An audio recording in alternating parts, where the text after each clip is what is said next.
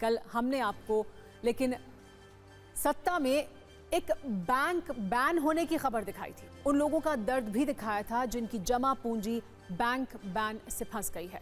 इसे देखकर आपके मन में एक सवाल आया होगा कि आखिर एक बैंक अचानक क्यों बैन हो गया। आज हम आपको बैंक बैन वाली खबर के दूसरे एपिसोड में इस सवाल का जवाब देंगे। दरअसल बैंक बैन होने की इस पूरी स्टोरी के पीछे घोटाले वाला खेल है और इसका आरोप लगा है न्यू इंडिया कोऑपरेटिव बैंक के ही पूर्व जनरल मैनेजर पर। इस बैंक के पूर्व जनरल मैनेजर हितेश मेहता पर 122 करोड़ रुपए गबन करने का आरोप है, जिसे कुछ देर पहले गिरफ्तार भी किया जा चुका है। कल हितेश मेहता को हॉलिडे कोर्ट में पेश किया जाएगा, लेकिन ग्राहकों की मुसीबत कम नहीं हुई है। ब्रांच के बाहर खड़े परेशान लोग यही पूछ रहे हैं कि इसमें हमारा क्या कसूर है और हमारे पैसे कब मिलेंगे। जिस घोटाले की वजह से ये बैंक बैन हुआ और ग्राहकों का पैसा फंसा, उसका गुनहगार पूर्व जीएम हितेश मेहता को माना जा रहा है। यानी जिस जनरल मैनेजर के भरोसे ये बैंक था, वही घोटाले का आरोपी है।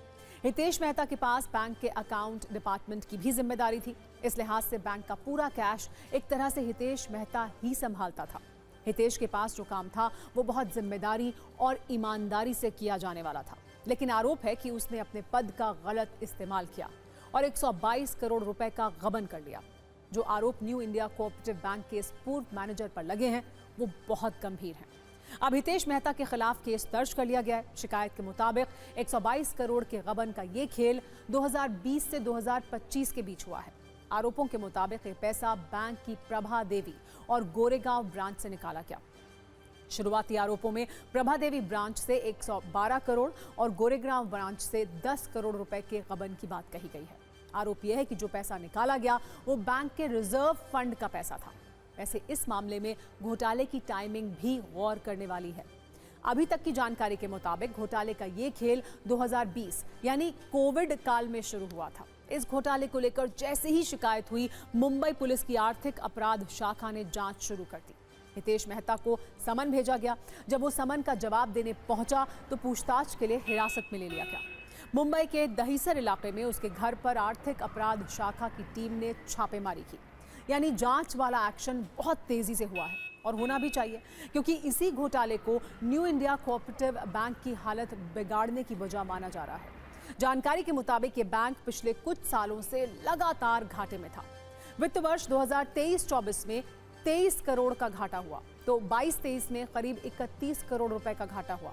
जब लगातार बैंक की हालत बिगड़ती चली गई तो आरबीआई ने 6 महीने का बैन लगा दिया।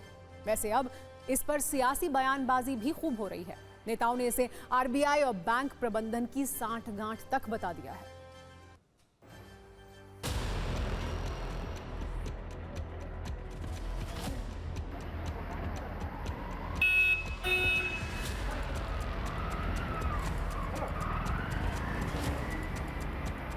इकोनॉमिक ऑफेंस विंग ने एनएल कॉम्प्लेक्स दहिसर से हितेश मेहता को हिरासत में लिया। उनको सीधे आर्थिक अपराध शाखा के क्रॉफर्ड मार्केट के दफ्तर ले गई और वहां पर ले जाने के बाद जो जांच है वो की जा रही है।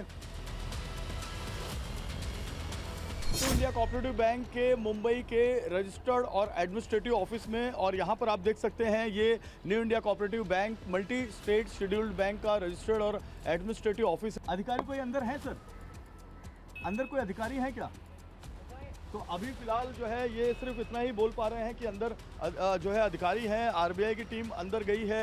Reserve bank of India team के अधिकारी जो हैं वो अंदर ऑडिट कर रहे हैं, पूरे अकाउंट को खंगाल रहे हैं। और ये जो पूरी बिल्डिंग हम यहाँ पर दिखाना चाहते हैं, ये हेडक्वार्टर है रजिस्टर्ड ऑफिस है और साथ ही साथ यहाँ पर तमाम जो अधिकारी अंदर हैं वो मौजूद हैं आरबीआई के।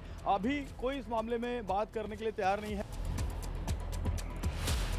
हितेश मेहता, उनके ऊपर ऑफेंस रजिस्टर कर दिया गया है, तो उनका अभी स्टेटमेंट लिया जा रहा है और बाकी जो आगे का जैसे जैसे आगे इन्वेस्टिगेशन बढ़ेगा तो उस अनुसार आगे की कार्रवाई की जाएगी।